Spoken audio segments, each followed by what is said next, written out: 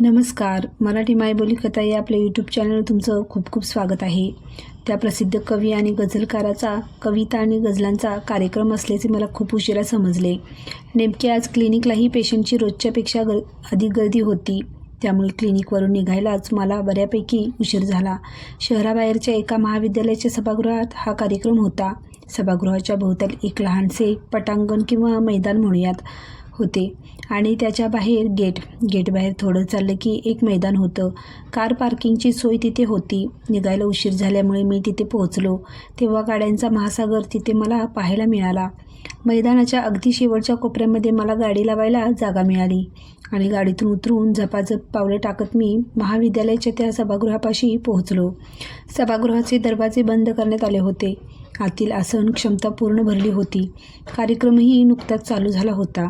अर्थात सभागृहाला लागून असलेल्या पटांगणात हा कार्यक्रम बघण्याची एका स्क्रीनवर सोय करण्यात आली होती. त्यामुळे मी लगेचच त्या पटांगणाकडे मोर्चा वळवला आणि एक रिकामी खुर्ची बघून तेथे बसलो. माझ्या नेहमीच्या सवयीप्रमाणे एका रांगेत सगळ्यात कडेला असलेली शेवटची रिकामी खुर्ची मी पकडली. माझ्या उजवीकडे फक्त 2-3 माणसं चालू शकतील एवढीच रिकामी जागा व त्या पलीकडे पटांगणाची भिंत होती. मी त्या ठिकाणी बसलो आणि अगदी काही सेकंदात कुणीतरी एक खुर्ची उचलून आणून माझ्या उजवीकडे ठेवलेली मला जाणवली. त्यावरती व्यक्ती बसलेलीही माझ्या लक्षात आलं. काही क्षणात ही व्यक्ती म्हणजे एक महिला असल्याचं माझ्या लक्षात आलं. मी हळूच त्या महिलेकडे पाहिलं आणि ती माझ्या फारच जवळ बसल्याचं माझ्या लक्षात आलं. मी थोडा संकोचलो, पण माझी खुर्ची डावीकडे इतर खुर्च्या लागलेल्या व त्यावर आधीच माणसं बसलेली असल्यामुळे जागा नव्हती. असं एका अनोळखी महिलेनं इतकं चिकटून माझ्या शेजारी खुर्ची आणून बसावं हे मला फारच खटकलं.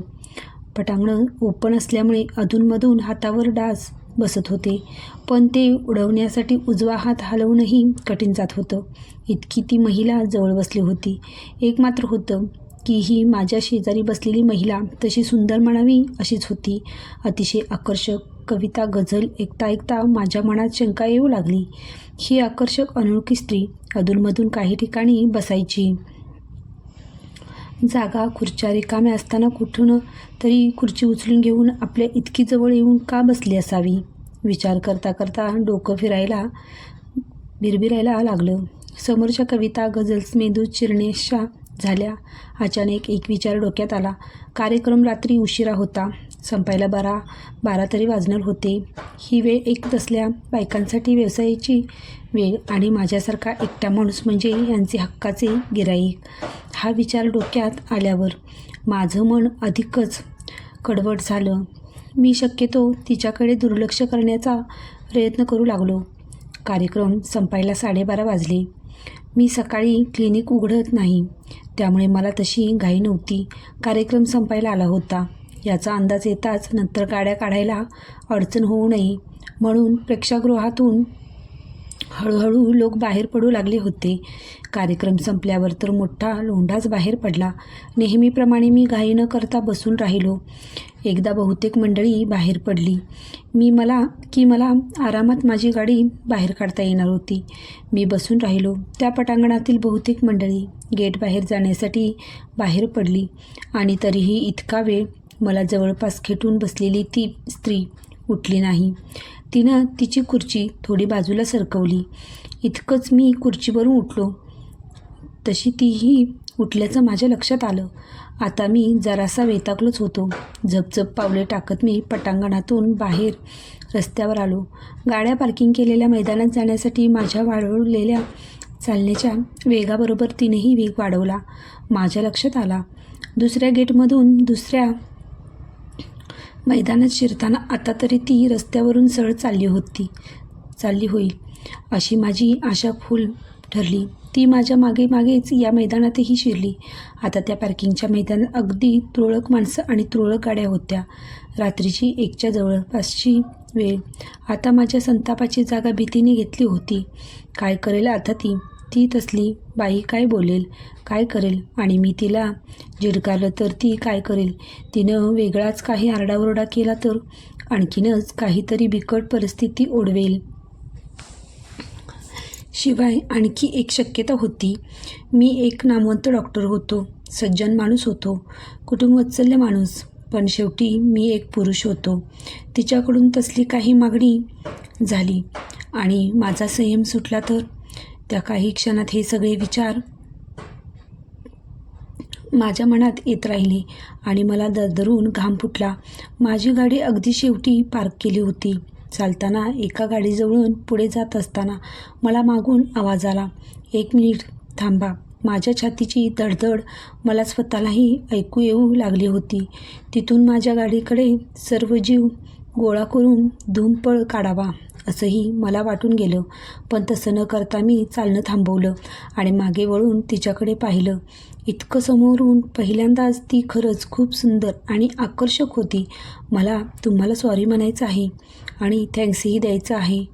माझ्या कपाळावरील भलं मोठं प्रश्नचिन्ह तिनं ओळखलं असावं.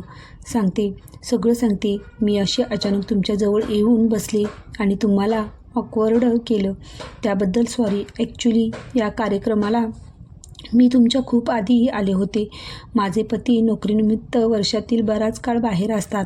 कवितांच्या किंवा गझलांच्या कार्यक्रमाला बरोबर येण्यास कुणी मैत्रिणी पण तयार नसतात आणि मला तर याचे फार वेड आहे. मग मी एकटीच जाते अशा कार्यक्रमांना. आज मी आले तेव्हा प्रेक्षागृह भरलं होतं. पटांगणात बसायला गेले तर अगदी मागं एक टपोरी टोळकं दिसलं. आम्हा बायकांना अशा मंडळीची नजर चांगलीच कळते.